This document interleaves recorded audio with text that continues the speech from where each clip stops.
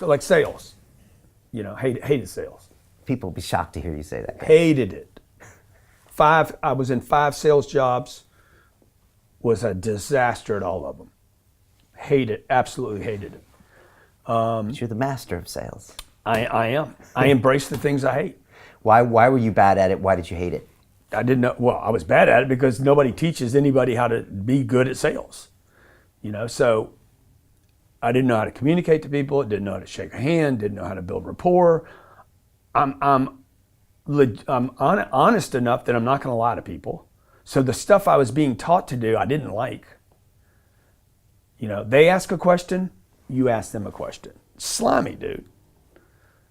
I have enough integrity and ethics that when you tell me, okay, we're not manipulating, but don't answer their question.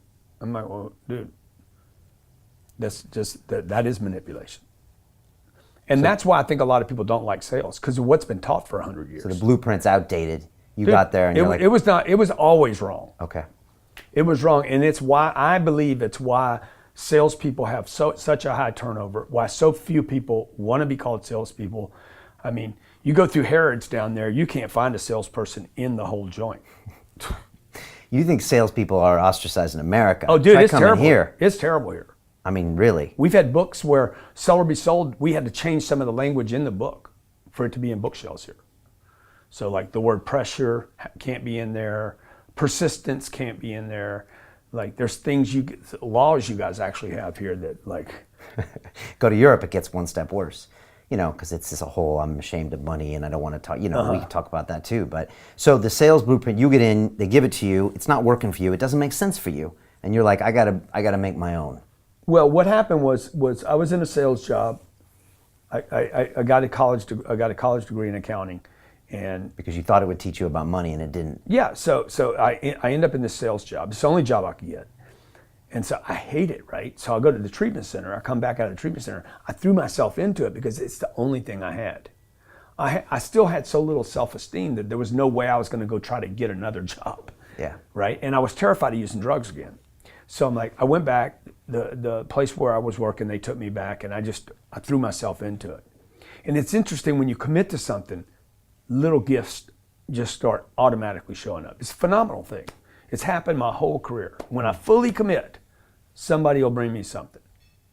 And there's resistance along the way and problems along the way, but if you get through those things. Dude, if you just like super commit. Okay. And then keep your eyes open. And by the way, the package may come wrapped in a package you weren't thinking about. Hard work. Or like a voice, or like a person, or maybe from a different direction than you thought, or an offering where you're like, you read something about this and that's not the thing. Like all throughout my career, it's come in weird kind of ways.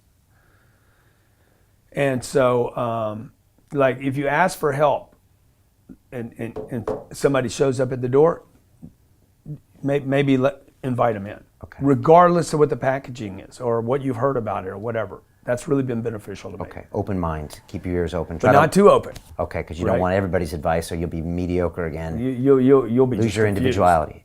Yeah, you won't even know what to do. If you listen to me and Dave Ramsey, you won't know whether to get debt or avoid it. Okay. And you won't do anything, but you'll be very knowledgeable. Right. Okay. So I threw a guy walks up, he gives me it was a little cassette tape. He's like, hey, I heard this, I thought you might like it. I listened to it, I was like, oh my God, there's a way to sell stuff. I didn't know there was actually something you could do. I listened to it, I called the 800 number. I said, what else do you have? And the guy said, we got a program for $3,000. It's 25 years ago, so it's like 10 grand, right? Mm-hmm. So I said, I'll call you back. Called my mom, I said, I need to borrow $3 grand.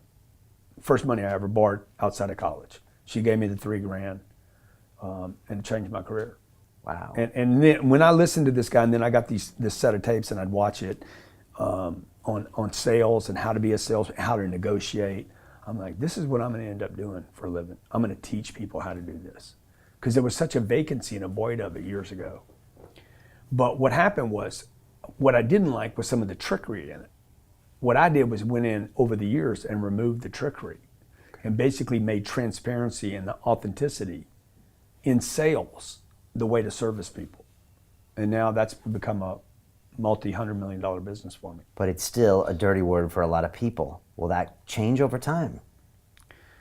It might, the whole space might disappear first, actually, because of the internet. Really? Because everything will be custom and tailored and... Everything's just order it.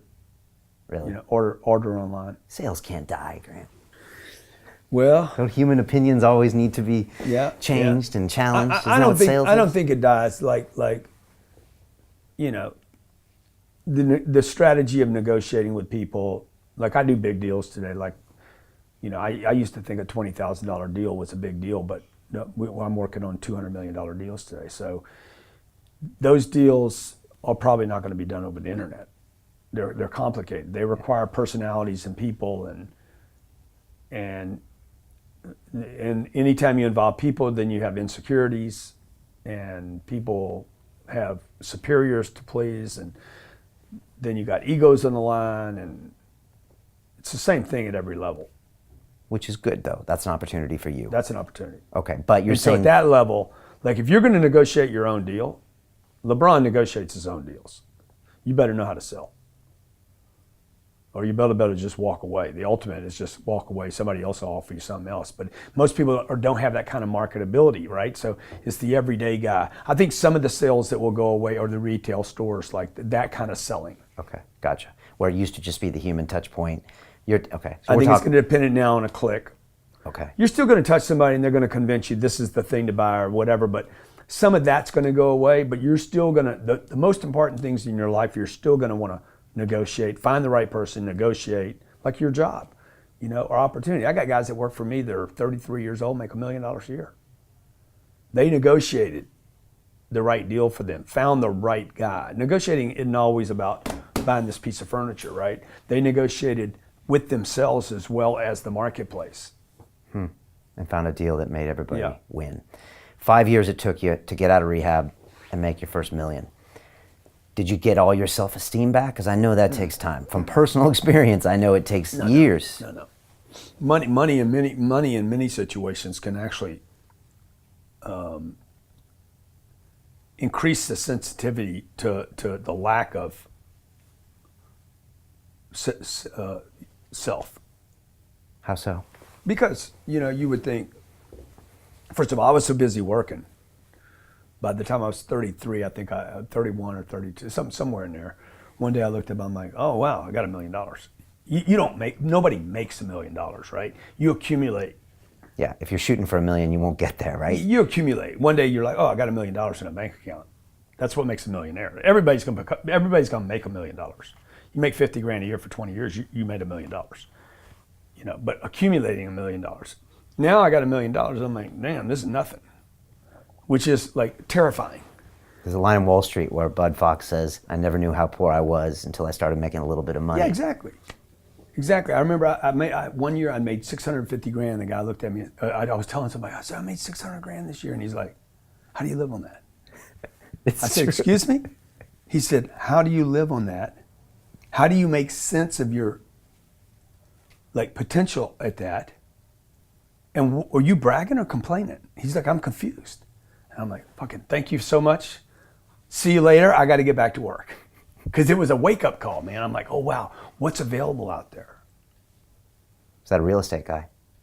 That guy was actually not. He was a New York Wall Street banker guy. You said you might have gone into Wall Street if you had to do it all over again. Oh, without a doubt. Okay.